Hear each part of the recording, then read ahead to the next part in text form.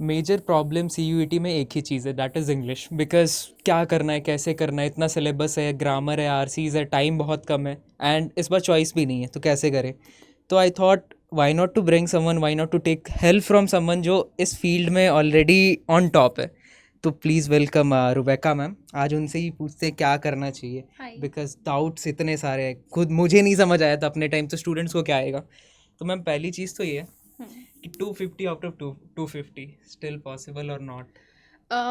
250 out of 250 if genuinely say तो yes possible for those जिन्होंने अपना कैट्स अच्छे से किया हुआ है। मतलब मैं ये नहीं बोलूँगी कि आप एकदम इंग्लिश में वीक हो, आपका कैट्स बिल्कुल अच्छा नहीं है, and if you are thinking of this कि आप कर सकते हो अभी भी, तो मेरा ये बोलना झूठ बोलना होगा। मैं ये बोल सकती हूँ कि हाँ, आप अपने स्कोर को मैक्सिमाइज़ कर सकते हो, जहाँ पर आप अभी हो वहाँ से आप इम्प्रूव कर सकते हो, but 250 is quite impossible for those students जिन्होंने नहीं पढ़ा है। बट हाँ, जो ऑलरेडी अच्छे हैं कैट्स में, जो पढ़ने में अच्छे हैं, जो पढ़ाई अच्छे से कर रहे हैं, उनके लिए it's possible, but they should follow some strategy. तो स्ट्रैटेजी होनी क्या चाहिए अभी, लाइक स्टार्ट करते, जैसे फर्स्ट सेक्शन इज RCs, तो RCs में क्या करना चाहिए? RC, that's a very good question. देखो, मैं सबसे बड़ी प्रॉब्लम जो बच्चों के अंदर फेस करती हूँ, आप नॉर्मली सोचो, ठीक है, that you are going to learn Chinese, Japanese और सम अदर लैंग्वेजेस। तो सबसे पहले आप काम क्या करोगे? आप वहाँ के कुछ छोटे छोटे से वर्ड्स सीखोगे, right? You have to go ahead with the vocabulary. अब होता क्या है ना कि अब इतना कम टाइम बचा हुआ, विकैबुलरीज आर टू मच, तो आप नहीं लर्न कर सकते उनको। तो आप करो क्या, एटलीस्ट जितना भी बचा हुआ आपके पास दिन है, तो आप रीड करो। और वैसे तो मैं हमेशा सजेस्ट करती हूँ स्टूडेंट को that they should go for newspaper, but अभी वो टाइम नहीं है कि आप न्यूज़पेपर के लिए जा पाओ। बट एटलीस्ट आप एक दिन में 2 से 3 RCs ज़रूर करो। और जब आप RC को अटेम्प्ट कर रहे हो, तो you should go for the complete passage at first, क्योंकि बच्चे को क्या होता है ना, वो स्टार्टिंग की लाइन पढ़ता है, वहाँ पे कुछ और लिखा हुआ होता है और बीच वाले पार्ट में कुछ और लिखा होता है, तो बच्चे कंफ्यूज हो जाते हैं। तो जब तक आप पूरा पैसेज नहीं पढ़ोगे, आपको उसका थीम नहीं पता चलेगा, आइडिया नहीं पता चलेगा। सेकेंड थिंग इज, उसमें 2 तरह के क्वेश्चन आते हैं, एक डायरेक्ट और एक इनडायरेक्ट। जब आप डायरेक्ट क्वेश्चन के लिए जाते हो, you can get the keyword, आप पैसेज में सर्च कर सकते हो, आपको आंसर मिल जाएगा। बट अगर आप इनडायरेक्ट क्वेश्चन के लिए जा रहे हो, जैसे कि टाइटल हो गया, थीम हो गया, ओवरऑल व्यू हो गया, तो उसके लिए आपको हमेशा एलिमिनेशन को चूज़ करना होता है। जब आप पैसेज को पढ़ चुके हो, आपको पता है कि वो किस बारे में है, फिर आप वो ऑप्शन चूज़ करने की कोशिश करो जो सबसे क्लोज टू है आंसर के। आप देखोगे आपके मैक्सिमम क्वेश्चंस करेक्ट हो रहे होंगे। बिलीव मी, आप ये 1 हफ्ते करके देखो। वैसे तो अभी 13th मई को बोल दिया गया है कि एग्जाम स्टार्ट हो जाएंगे, बट फिर भी अगर आप 5 दिन भी ढंग से यूटिलाइज करते हो, तो it will work a lot. And ma'am materials क्या हो सकते हैं? स्ट्रैटेजी तो बता दी आपने, मटेरियल्स के रिलेटेड बहुत कंफ्यूजन विच है। Sort of material you want, like मतलब PDFs चाहिए हैं या क्लासेस चाहिए? RCs में may be like free classes या मटेरियल कुछ भी जो वो प्रेफर कर ले अभी विदाउट थिंकिंग कि क्या करना है। फ्री तो मैं बोलूँगी कि of course you can follow my Telegram channel, that is English with Rebecca ma'am. और अड्डा की प्लेटफॉर्म को तो ऑब्वियसली ज़रूर से ज़रूर फॉलो करो आप, दैट इज़ वेरी इंपॉर्टेंट, जहाँ पर मैं सारी क्लासेस लेती हूँ। टेलीग्राम पे आपको मैक्सिमम PDF मिल जाएगा, चाहे वो क्लास का PDF हो, चाहे वो डेली टारगेट शीट हो आपकी, क्योंकि मैं डालती रहती हूँ वो। हाँ, अगर आपको पेड कंटेंट चाहिए तो आप अड्डा के स्टोर से जा करके ले सकते हो, आपको पूरी बुक मिल जाएगी। वहाँ पर चैप्टर वाइज क्वेश्चंस भी आपको दिए गए, और स्पेशली RC के बहुत सारे क्वेश्चंस मिल जाएंगे, जिससे आप अपनी प्रैक्टिस को मैक्सिमाइज कर सकते हो और अपने स्कोर को भी, as we have learn this that practice makes a man perfect. And ma'am second thing is कि ग्रामर सिलेबस, पहली चीज़ तो सिलेबस कैसे करें, एंड देन उसको एग्जीक्यूट कैसे करें। Basic mistakes in error and omissions या फिर फिलर्स, उसमें बहुत ज़्यादा हो रही है स्टूडेंट्स की। अब आप ये पूछ भी रहे हो ऐसे टाइम पर, like the time is very less. 5 दिन भी मैं नहीं बोलूँगी सही से रह गए हैं, तो grammar is like very vast, vocabulary भी बहुत ज़्यादा है, राइट? तो अभी तो सबसे पहले बच्चे को, अगर मैं सिलेबस की बात करूँ, तो सिलेबस बहुत वेग है CUET का when it comes to English and GAT। क्योंकि लैंग्वेज में क्या होता है ना, मतलब आपको वो कुछ भी दे सकते हैं। आप 2022 का पैटर्न आइडेंटिफाई करो, आपके पास ग्रामर का एक भी क्वेश्चन नहीं आया था। आप 23 का आइडेंटिफाई करोगे, भर भर के ग्रामर आई थी।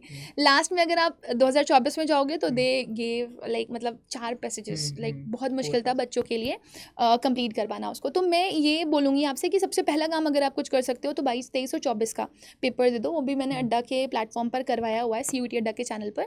आपको प्लेलिस्ट मिल जाएगी, और अगर नहीं भी मिलती है तो आप TG से जुड़ सकते हो। वहाँ पर ऑब्वियसली आपको सजेस्ट कर दिया जाएगा कि आपको कौन सी प्लेलिस्ट देखनी है। सेकेंड थिंग इज़ कि जब आप क्वेश्चंस को कर रहे हो, ऑब्वियसली आपके पास अब इतना टाइम नहीं है कि आप एक एक टॉपिक जा करके पढ़ो। तो जब आप PYQ सॉल्व कर रहे हो, मॉक टेस्ट सॉल्व कर रहे हो, तो आप हमेशा टाइमर लगा करके उसे सॉल्व करो। जब आप सॉल्व करोगे, तो एटलीस्ट आपको ये पता चल जाएगा कि आपके कौन से एरियाज़ वीक हैं, कौन से टफ हैं। हर बच्चा RC I think unseen passage के नाम से 9th 10th 11th 12th में करता है। सो आई बिलीव आप करो क्वेश्चंस को और आपको ये पता चल जाएगा कि आपका सबसे वीक एरिया कौन सा है. सपोज आपको हो सकता है क्लॉजेस में प्रॉब्लम आए, हो सकता है आपको एडवर्ब ना आता हो सकता है आपको नाउन प्रोनाउन ना आता हो, या हो सकता है कि आप विकैबुलरी में वीक हो. तो आप क्या करोगे, आप इंडिविजुअली जाओ और उस पर्टिकुलर चैप्टर की प्रैक्टिस करो. हाँ, वो आप कहाँ से कर सकते हो वो मैंने आपको पहले भी बताया कि आप अड्डा के प्लेटफॉर्म से कर सकते हो. पूरी की पूरी प्लेलिस्ट मैं आपको दिखा भी देती हूँ.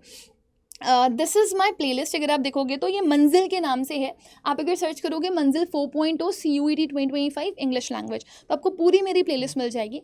अब बहुत सिंपल सी चीज़ है. बहुत सारे ऐसे बच्चे होंगे जो बहुत अच्छे होंगे, जिन्होंने ऑलरेडी पढ़ करके रखा होगा, तो उनको एक दो टॉपिक्स में ही प्रॉब्लम आ रही होगी, तो they can go and they can search for it and they can learn from there. अगर कोई बच्चा ऐसा है जिसको आरसी में प्रॉब्लम आ रही है, जिससे वो अपने स्कोर को मैक्सिमाइज कर सकता है, रीअरेंजमेंट में प्रॉब्लम आ रही है जिससे वो अपने स्कोर को मैक्सिमाइज कर सकता है, तो वो यहाँ से पढ़ सकता है. एंड इस टाइम पर मैं सजेस्ट करना चाहूँगी बच्चे को कि वो सबसे ज़्यादा अगर कुछ कर सकता है प्रैक्टिस, तो उसे रीडिंग कॉम्प्रिहेंशन, रीअरेंजमेंट, फिलर्स और विकैबुलरी को फोकस करना चाहिए, I believe.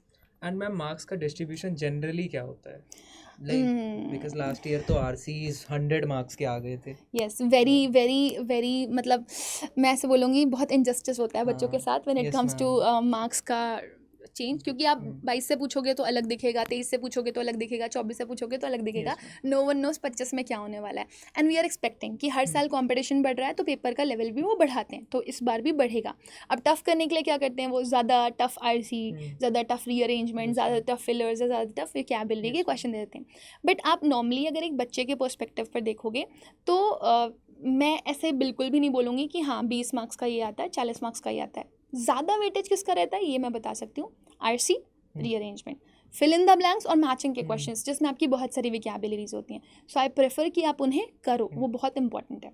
And ma'am vocab, one word substitution and foreign words, उस पर अभी कितना फोकस करें, बिकॉज मेरे पेपर के टाइम तो मेजरली लाइक 1 2 3 क्वेश्चंस थे, फॉरेन वर्ड्स थे. ये भी आई थिंक डिपेंड कर, आप 2023 बैच के हो, ये भी मतलब जोन वाइज चेंज हुआ था कि कुछ के में विकैबुलरीज ही भरी हुई थी और कुछ के में मतलब ग्रामर ही डली हुई थी.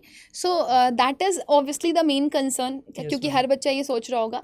अब हर बच्चा ऑब्वियसली पूरा पेपर छोड़ नहीं सकता, लेकिन मैं इतना बोल रही हूँ, जब आप पेपर अपने हाथ में रखते हो ना, पेपर बनाया इस स्ट्रैटेजी के साथ जाता है. क्योंकि देखो एवरीबडी इज़ पार्टिसिपेटिंग यार, चाहे वो हिंदी मीडियम का बच्चा हो, चाहे वो स्टेट बोर्ड का बच्चा हो, चाहे वो सीबीएसई का बच्चा हो, चाहे वो आईएससी का बच्चा हो, हर बच्चा इसको पढ़ रहा है, कर रहा है. तो अब जो बहुत बच्चा बिलो एवरेज होगा वो भी इसको दे रहा होगा, और जो बहुत अच्छा बच्चा होगा वो भी इसको दे रहा होगा. तो जो पेपर सेटर होते हैं वो इस तरीके से पेपर सेट करते हैं कि कोई बच्चा अगर कुछ नहीं जानता है तो भी वो पेपर करने बैठे तो वो ये ना सोचे कि मैं कुछ नहीं कर पा रहा हूँ, और जो बच्चा पढ़ करके गया तो थोड़ा सा एफर्ट लगा करके वो कर पाए, और जो बच्चा बहुत अच्छा है वो एक दो क्वेश्चन में फंसे भी. तो हमेशा पेपर मिक्स्ड बनाया जाता है, मतलब उसमें कुछ ईजी क्वेश्चंस भी डाले जाते हैं, कुछ टफ क्वेश्चंस भी डाले जाते हैं, और कुछ आपके एवरेज क्वेश्चंस भी होते हैं जो बच्चे पढ़ करके गए हैं वो एलिमिनेशन से कर सकते हैं. सो आई बिलीव कि आप जितना मॉक टेस्ट और जितना पीवाईक्यू को प्रैक्टिस करके और उनका एनालिसिस करोगे, आपको वो काफ़ी ज़्यादा हेल्प करेगा. और रही बात इंडिविजुअल प्रैक्टिस की, अगर आपको लास्ट मोमेंट पे करना है तो मैंने CUET अड्डा के अलावा एक लैंग्वेज अड्डा अनदर प्लेटफॉर्म है, जो कि बिल्कुल क्लटर्ड नहीं मिलेगा आपको, सिर्फ वो लैंग्वेज ओरिएंटेड है, जहाँ पर आपको इंग्लिश और हिंदी की क्लासेस मिलेंगी. तो वहाँ पर मैंने विकैप बहुत सारे विकैप के सेशंस लिए हुए हैं. आई प्रेफर कि आप वो विकैप के सेशंस देख करके ज़रूर से ज़रूर जो एग्जाम से पहले, it will be really very helpful for you. And ma'am last thing इसकी एग्जामिनेशन तक प्रिपरेशन बहुत हो जाती है, बट लास्ट मोमेंट्री में जो चोक वगैरह होती है कि बेसिक मिस्टेक्स हो गई या फिर प्रेशर नहीं हैंडल हो रहा है, पेपर स्टार्ट कर दिया, पहले आरसी कर दिया, अगर क्वेश्चन नहीं हो रहा है तो करे जा रहे हैं instead of attempting any other question, तो वहाँ पे एग्जाम रिलेटेड क्या आपके तरफ से टिप्स होंगी? ये चीज़ तो बहुत ऑब्वियस एंड है. वन मोर थिंग मैम, जैसे मेरा अप्रोच ये था कि आप मॉक्स को एज अ एग्जामिनेशन प्रेफर करो एंड एग्जामिनेशन को एज अ मॉक, बिकॉज फिर वो बहुत ईजी हो जाता है. तो क्या करना चाहिए अभी स्टूडेंट्स को? आई बिलीव ये बहुत अच्छी अप्रोच है, and obviously he is your senior, तो वो फेस करके आए. तो आई बिलीव कि ये वाले पार्ट पर वो एग्जाम प्रेशर हैंडलिंग एक स्टूडेंट से अच्छा कोई भी नहीं बता सकता. बट अगर आप मेरे से पूछोगे तो एज अ टीचर मैं आपको ये सजेस्ट करना चाहती हूँ कि ऑब्वियस सी चीज़ है यार, प्रेशर बहुत ज़्यादा रहता है, बट यही होता है कि आप अपने ब्रेन को कैसे ट्रेन कर रहे हो. सो आई बिलीव अगर आप बैठे हुए हो एग्जामिनेशन हॉल में तो उसका फील लेना बहुत ज़्यादा ज़रूरी है. एज यू सेड, तो मॉक टेस्ट देना ज़रूरी है. अब जब आप मॉक टेस्ट दे रहे हो तो अपने दिमाग में ये क्लियर रखो कि बिल्कुल ऐसा ही माहौल आपको मिलने वाला है आपके एग्जामिनेशन हॉल में. अब प्रेशर हैंडल कैसे करना है डिपेंड ऑन योर थॉट कि अभी आपको क्या करना चाहिए और क्या नहीं करना चाहिए. अगर आपने ये सोचने शुरू किया कि मुझे नहीं आ रहा है, मैं नहीं कर पाऊंगा, तो obviously you are wasting your time. तो अब आपकी डायरेक्शन बदल गई, फिर जो आ भी रहा होगा आपको लगेगा वो नहीं आ रहा है. और जनरली एग्जाम में ऐसा होता है कि टफ क्वेश्चंस पहले रख दिए जाते हैं कि बच्चा पहले ही डर जाए, घबरा जाए वो Yes, कि वो नहीं हाँ। कर पा रहा है। और इंग्लिश में आपको आरसी ही हमेशा सबसे पहले देखने के लिए मिलेंगे, दैट इज़ रीडिंग कॉम्प्रिहेंशन। तो मैं यही बोलूँगी कि एक क्वेश्चन पर बहुत ज़्यादा टाइम तक अटकना मत, और पॉजिटिव थॉट के साथ जाना कि मैंने जितना पढ़ा है, जो भी पढ़ा, अपना 100% दे करके आया हूँ। मुझे नहीं पता अपना पेपर में 100% दे पाऊंगा या नहीं दे पाऊंगा, लेकिन मेरी तरफ से जो भी मैं करूँगा, जो भी मैंने 100% पढ़ा है, वो मैं वहाँ पर अटेम्प्ट करके आऊँ।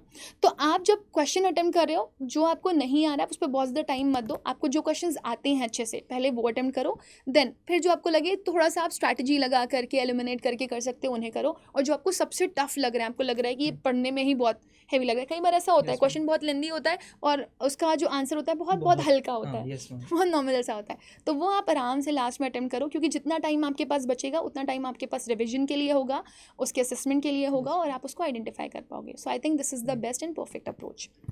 अप्रोच और स्ट्रैटेजीज तो मैम ने बता दिया, एंड आई होप सो तुम लोग इसके बाद तो एटलीस्ट कुछ नहीं देखोगे, कुछ स्क्रॉल नहीं करोगे। तो लास्ट चीज़ तो यही है मैम, बिकॉज ये स्क्रॉल ज़्यादा करते पढ़ते कम है, तो पढ़ना इनको ज़्यादा चाहिए। और आप ये चीज़ बोलोगे तो आई गेस ज़्यादा ये फॉलो करेंगे कि लास्ट मोमेंट में अब क्या करना चाहिए, बिकॉज 5 डेज है सिर्फ। As I told earlier also कि अब भाई आपके पास इतना टाइम नहीं है कि आप इंडिविजुअली हर टॉपिक को प्रिपेयर करो।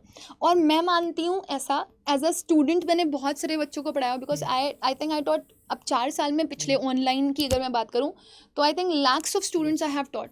तो जो मैंने फील किया वो ये है कि बच्चे को उस चीज़ पर ज़्यादा फोकस करना चाहिए जो कि उसको नहीं आता है, और उस चीज़ की प्रैक्टिस ज़्यादा करनी चाहिए जिसमें वो ऑलरेडी अच्छा है, ताकि वो फाइन ट्यून हो सके। और वो आपको सिर्फ और सिर्फ मॉक टेस्ट और PYQs ही बता सकते हैं। तो हर बच्चा हर टॉपिक में अच्छा नहीं होता, किसी की RC अच्छी होती है, किसी की रीअरेंजमेंट अच्छी होती है, किसी की ग्रामर अच्छी होती है, किसी की विकैप। तो आप देखो आपका फोर्टे क्या है, उसमें परफेक्शन हासिल करने के लिए उसके नंबर ऑफ क्वेश्चंस प्रैक्टिस करो, और जो नहीं आता है एटलीस्ट उसे लास्ट मोमेंट पे एक बार आप ज़रूर से ज़रूर पढ़ो। और वो आपको मॉक टेस्ट और PYQ से अच्छा कोई भी एनालिसिस नहीं दे सकता। सो मॉक टेस्ट दो, एनालिसिस करो, get your weak areas and get to the topic and identify कि आप कहाँ पर अटक रहे हो। और बहुत बार ऐसा होता है, I am pretty sure about this, कि अगर 50 क्वेश्चन आप करने के लिए जा रहे हो और आपने 40 क्वेश्चन अटेम्प्ट किए हैं, तो 10 क्वेश्चन ऐसे ज़रूर होंगे जो सिले मिस्टेक की वजह से ये गलत करते हैं। सो वो सिले मिस्टेक ही आपको आइडेंटिफाई करनी है कि आप बार बार ना करो। Yes ma'am. So I think this was a lovely conversation, and I just want to bless all my students जो कि भी इस वीडियो को देख रहे हैं, and at last मैं बोलूँगी all the best, आपका पेपर बहुत अच्छा होगा। Have believe in yourself, और confidence मत lose करना। और confidence हमेशा अंदर से आता है, आपको कोई अगर बाहर से मोटिवेट कर रहा है सिर्फ वो 2 मिनट का मोटिवेशन होता है, लेकिन अगर आप सेल्फ मोटिवेटेड हो तो वो ऑल टाइम रहता है। All the best.